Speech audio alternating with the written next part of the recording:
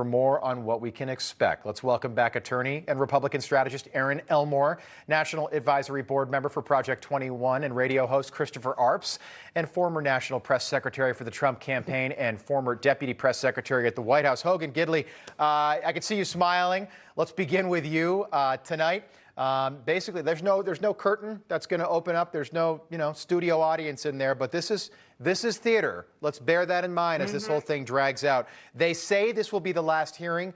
We don't know if that's the case, but what do you expect to see tonight as they try to wrap this thing up and conclude that everything that happened on January 6th was Donald Trump's fault and he should be charged for it in court?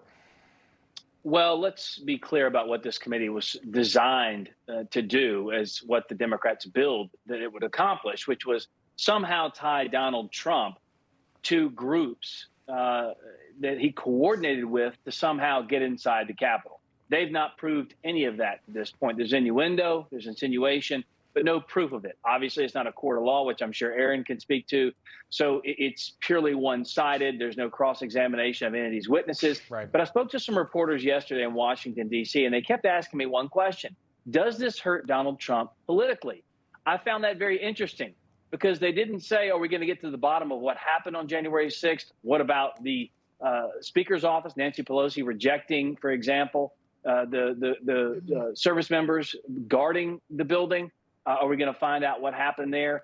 Of course not. They care about the politics of it because they know that's exactly what this is. It's political theater. It's designed to hurt Donald Trump. Even though they said they were going to get to the bottom of what happened, that's not what this is about. It's all politics. The people in this town know it, but I don't think anyone outside the Beltway knows about these hearings or even cares. When they break tomorrow night, after they're finished, if they don't have a solution for higher gas prices or higher prices for groceries, then I don't think the American people really care. What about the smoking gun? We never got this smoking gun we heard so much about. I'm waiting for the grassy knoll moment. Cassidy Hutchinson, I interviewed Donald Trump in Bedminster the day after that testimony, and he was laughing. It was so ridiculous, this whole grabbing the steering wheel thing.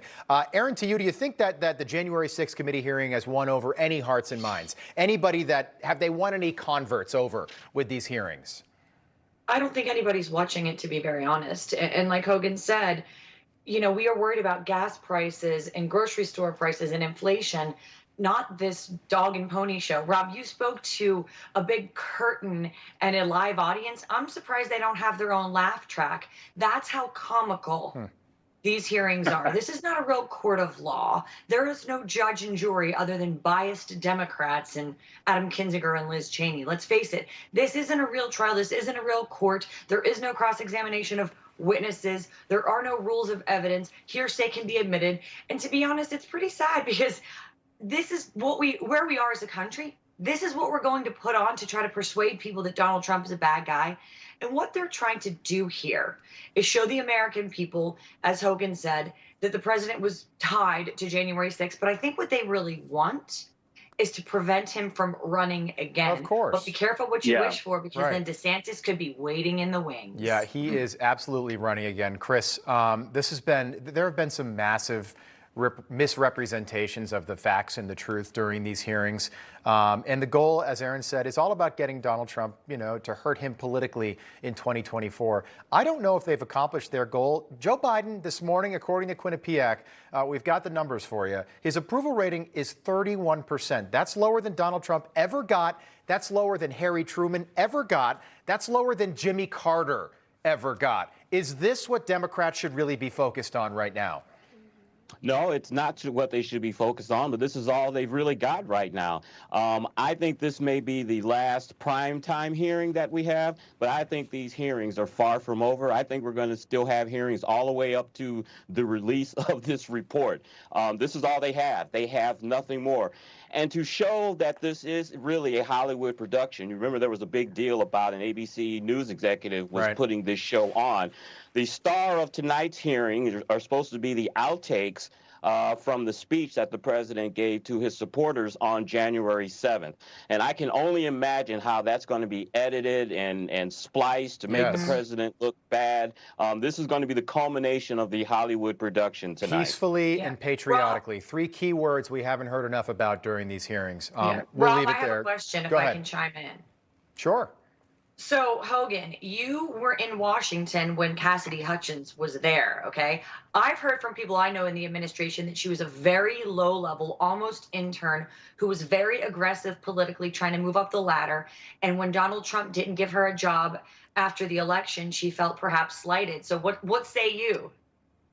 Well, I can tell you for a fact that she absolutely wanted a job in the Trump orbit after the election was over.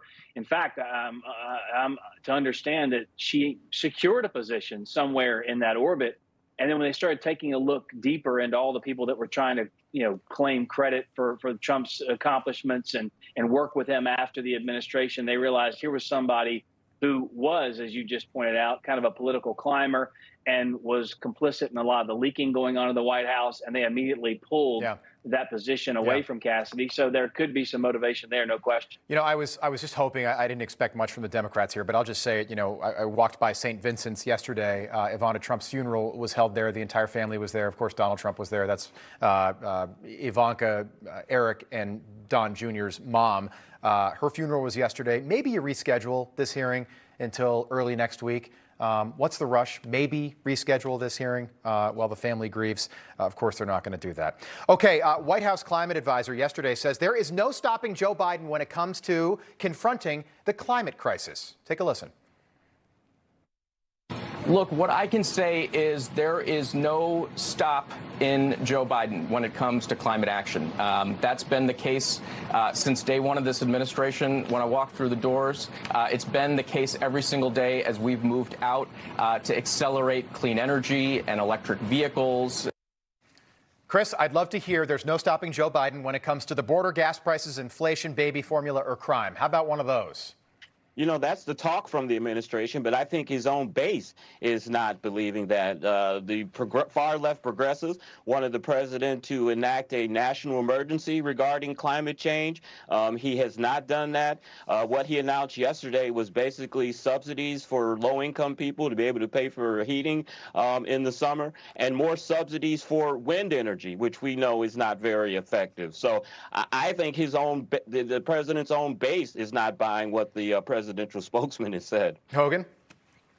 Yeah, look, I would say that 10 times the people pass away during the winter than do the summer months. I know that the left is trying to push this green agenda, but look, all the things you just mentioned, Rob, crime, the southern border, gas, groceries, China, those are things the administration could actually address and get something accomplished on for the American people. But instead, they'd rather shout into the wind, like on climate change and things they can't do anything about, and just say, do something, do something, do something.